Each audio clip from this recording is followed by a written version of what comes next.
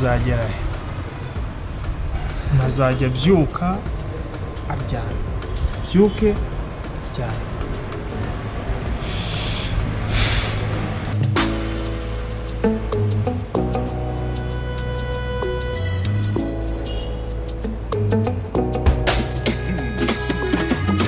N'umuntu hano yabaza ngamurangira akazi.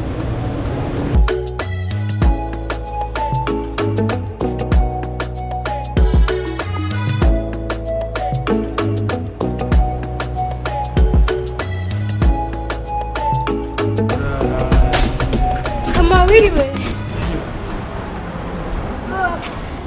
Makuruzi. Ega mani masana. Ndeba se wihebye n'amahoro. Ewa. Yesu umuntu yaburute kwiheba. Azi kubona umusore kubyuka akaryama, akabyuka akaryama nta kintu ajya gukora. Uri kubyumva gute? Ewe. No buzima ni ibibazo. Ni ibibazo ubuse uzi ngiye ukuntu byangendekeye. Nuzi ko marutse kwa prayinga hari ako kazi. Usigaye wa prayinga ntunambwe. Ewe ubuse ko na prayinze byamaritse. Tasha ntago turi inshuti. Ntago turi inshuti. Umva nkubwire Kama. Ntago turi inshuti. Nawe uwo mutwe niba utaye ujyayo. Byagenze bite? Nzire gutya interview narayikoze. Nategereza. Kwezi kwa mbere. Ukwa kabiri reka da. Uyu munsi ubwo ndeba. Niriwe nicaye kuba mu gitondo izuba ryandengeye imvura yaguye. None se uzi noneho inkuru numvishije zanciye umugongo noneho nkahita numva noneho n'ibyanjye birarangiye. Bashize mu ndi bwo ntibirumvikana. Niba namushyiremo se basi bakomeze n'abandi bonera amahirwe. Ngo barafunze. Wohora n'iki Kama? Dore ngo ni business nshya yadutse. Ariko mu by'ukuri nakurikiranye amakuru yayo. Nsanga n'ubundi ni za scam nk'izindi zose. Ariko navuze ni basi iyo mbimenya hakiri kare. Ariko n'ubundi byarangiye. Babajyaniye amafaranga. Cyane rwose ibyo si kwatindaho. Ndeba se ntacyo bikubwiye. Ngo nungutse igitekerezo. Icyese kandi.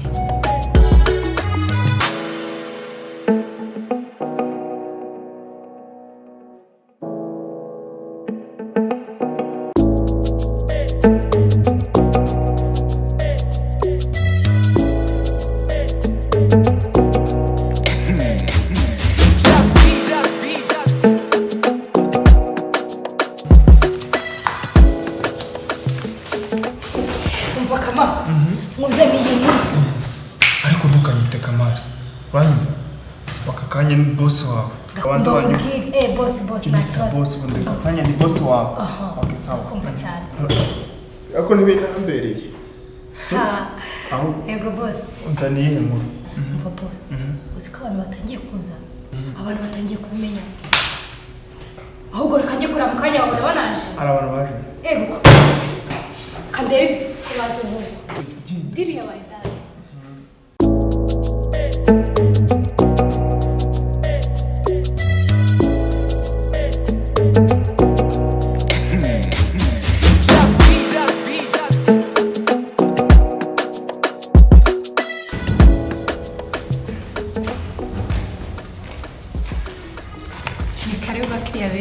Murakaza neza muri Kamali Enterprise.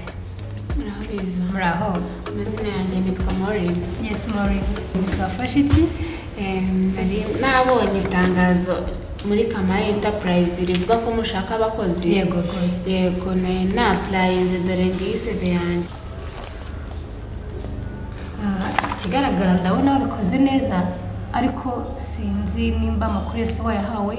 Gusa hano muri Kamali Enterprise dutanga amafaranga 50,000 yo kwandikisha adasubizwa. 50,000. Yeah, 50,000 adasubizwa. CV yanjye urabona imeze neza cyane rwose. Okay. Nabibonye ko hari amafaranga bisaba ko nyatanga ubwo muramereza uburyo nakoresha nishyura. Yes Maureen. Yeah, cyose ikibazo. Muye akira business card yacu yagufasha kwishyura. Okay, kanze nyishyure nta kibazo. CV yanjye imeze neza rwose, nicaye ndavuga nshaka akazi muri Kamali Enterprise. Iyo wageze muri Kamali Enterprise ibibazo by'amafaranga biba byarangiye rwose nta kibazo. Nayohereje ngo muraza kubona message. Yes Maureen, noneho wajyara kwa boss mukagira uko muvugana ku buryo nyine wakora interview, ibindi urabimenyeshwa nugerayo kwa boss. Urakata hano ira office ureba hari imbere muvugane akubwire nawe icyo ugomba gukora. CV yanjye murayisigana nta cyangwa ndayijyana kwa boss? Oya, twebwe ubu byarangiye. Kamali mbaye umuki cyo gusanya manika babona babita bande It's Maureen. Bavuganye na receptioniste. Niwe nyeretse ahantu. Maureen, genda ujye gutegereza, tuzakuhamagara tukubwire results, tuzakubwira ibisubizo byavuye muri interview yawe. Muzampamagara kuri telefone? Yego, so wayisize kuri reception. Iri no muri application leta yanjye. No kuri application ya turabibona. Sana cyose. Kanze negereze bwo nzabona mumpamagaye. Sawa. Subu koko akazi ndakabona. Muheto, ntugire ikibazo. Ko waje muri Kamali Enterprise ibibazo byakemutse. Hari ikintu kimwe nshaka kubwira. Ahangaha muri Kamali Enterprise uratanga amafaranga 50,000 y'u Rwanda adasubizwa. Ayo mafaranga icyo akora ni iki? Ayo mafaranga agufasha mu kwiyandikisha kugira ngo uhabwe interview akazi kaboneke. Nzatanga ryari? Ubu tuvugana amafaranga urayatanga kuko interview abandi bayitangiye uyu munsi akakanya tuvugana. Ndanyuza kuri nde? Ikibazo cyo kwishyura muri Kamali Enterprise cyo twagikemuye. Akira business card. Ni nimero ndi kubona. Yego. Kandi ukuntu mubona Muheto, nimba koko ufite icyizere akazi urakabona. Muheto, murakoze cyane kuba mwitabiriye na interview. So ntekereza yuko twahereza undi munsi twazabahamagara tubabwira results, tubabwira ibyavuye muri interview yanyu. Gususubiza neza ko haje. Yego. Miliyoni ku munsi hari kumana abana b'i Rwanda bararuha hanze harakabuze. Bigenza biteze. Kamali nako boss. Akintu cyo kunyita Kamali. Bora boss. Kamali Enterprise ni dukina. Ari kuza. Mbaza ngo kiriko. Ndabona ikintu bikubwiye. Bimeze bite? Sira ufite amatsiko. Hari ikindi kintu, hari umuntu gusigiye nka miliyoni. Ese akazi wabaye ntabwo nyizera. Nase naguhamagaye nakwizeye. Inkuru ni rero. Uruzi n'ikindi miliyoni 2. Miliyoni 2 ku munsi wa mbere. Akazi naka. Bantu baracyahari hanze. Abantu ni benshi. Abantu baracyari. Kandi urabona ko bafite inyota y'iki? Inyota y'akazi. Abantu barashomere hano hanze kize bose twebwe bashomere bari bahari gusa. Ariko bintu nagereje heza gabyo. Mana yanjye. Sikiryo hereza. Ahubwo ikintu cyo gukomeza wakira abandi. Amafaranga akomeze yiyongere. Ahubwo mu kanya turahita tugenda. Basange twagiye. Ibyo bankoreye bari abantu. Oya wowe reka mubwira sibyo, ahubwo komeza ugende ujye kubabwira bazi turamasaha nageze. Ubundi mu gitondo turahita dufunga twigurukire. Ajya kuri vora. Neza muri Kamali Enterprise. Akazi. Narabonye itangazo yuko muri gutanga akazi. Yego ntabwo bebeshye. Nari nzanye CV yanjye. Shomeri umeze nabi cyane kabisa, sinzi uko tuzabigenza. Ntimugire ikibazo. Niwe Nikora? Ni njyewe. Okay. Murakoze cyane. Ngira ngo ikindi kintu utaruzi ugomba kumenyeshwa. Kugira ngo wiyandikishe uratanga amafaranga 50,000 y'amanyarwanda adasubizwa. 50? Yego. Kutabitubwira. Ibyo ngibyo ni byo mu kazi, ntabwo wahita ubishyira ku matangazo. Ako ko wageze n'ibindi byose urabimenya. Yego. 50 y'amanyarwanda? Yego. yishyura hehe yishyura ryari?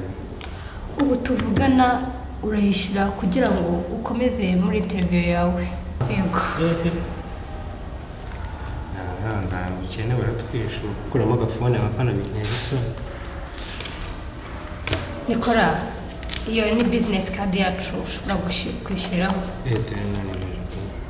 Yego. Nikora. So twabonye unasubiza neza mu cyongereza kirabongereza cyane ni cyiza. Murakoze cyane. Turifuza umukozi umeze nkawe. Ariko kuko nyine muri benshi n'abandi bakuri inyuma reka nabo tubagerageze. So tuzaguhamagara tukubwire results. Yeah.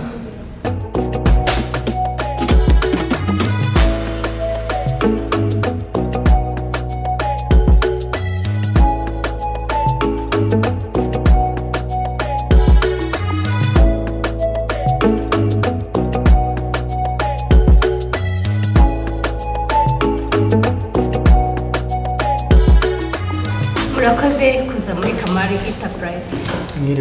Mwiriwe neza? Nitwa Julius. Yes, Julius, tubafashe iki? Nabonye itangazo. Yego. Rivuga yuko hano muri gutanga akazi. Nuko rwose ntabwo bibeshye. Yego. Iyi ngiyi rero ni karikira mufite yanjye. Yego. Bayinyuzamo amaso mukareba. Okay. Yego.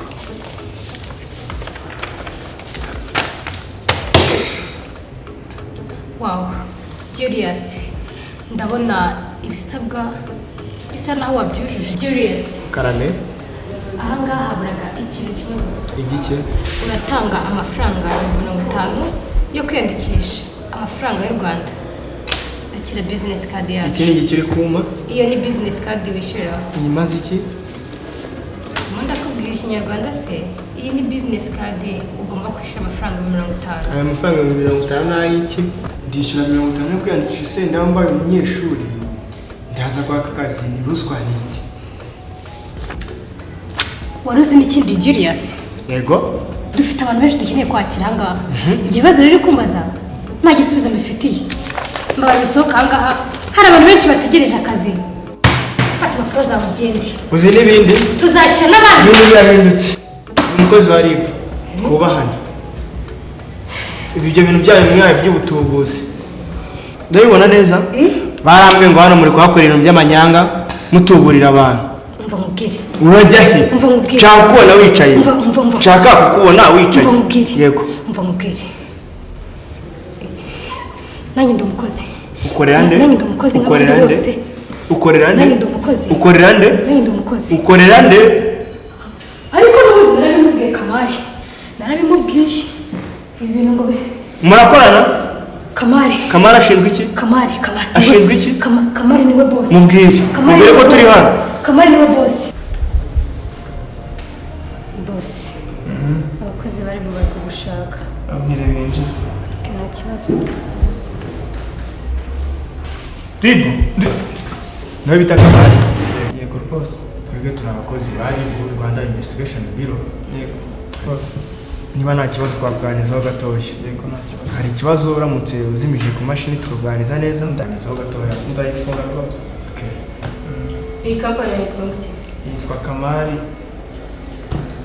Kamali Enterprise. Nese Kamali we. Iyi papuro bikwemerera gukora bihe. Ibyemezo Tanga ngombe gobe. Angahe? Okay. Muvuze muki? Dufite angahe? Amaki. Mumbabarira. Yo gukoresha. Nashaka gusa mu guteka mitwe shaka. Kareka nago ndumuteka. Uri iki? Sundra mugenzi wawe ari hehe? Niko Yitwa Tasha. Yitwa Tasha? Yego rwose. Hariya kuri reception. genda umunzanire. Ariko ubundi shaka. Mbona utangiye kumera nk'umutekamitwe. Aho ni shyashya. Kigara mu mara gisoma igitekamitwe. Umaze igihe kingana n'uko tukora. Urumva?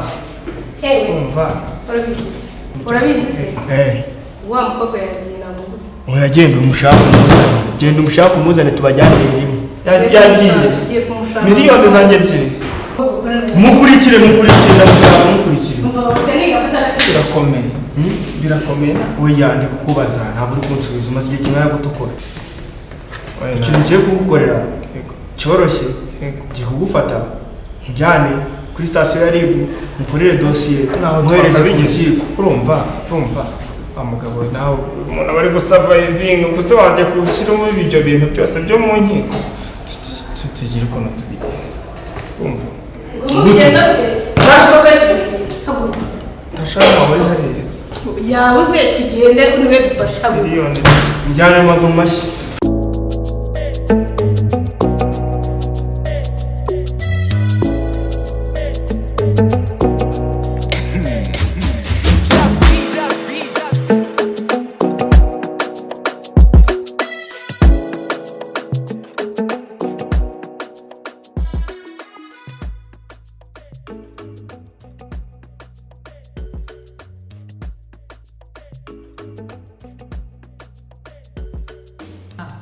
uburyo bwo kwishyura ntugire ikibazo ufite bizinesi kadi yesi we nayo hari nayo nibyo wijyanye nibyo wijyanye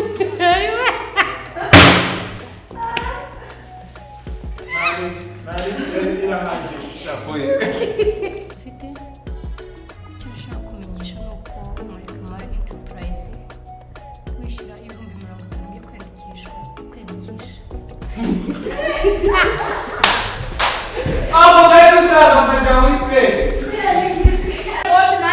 Oye,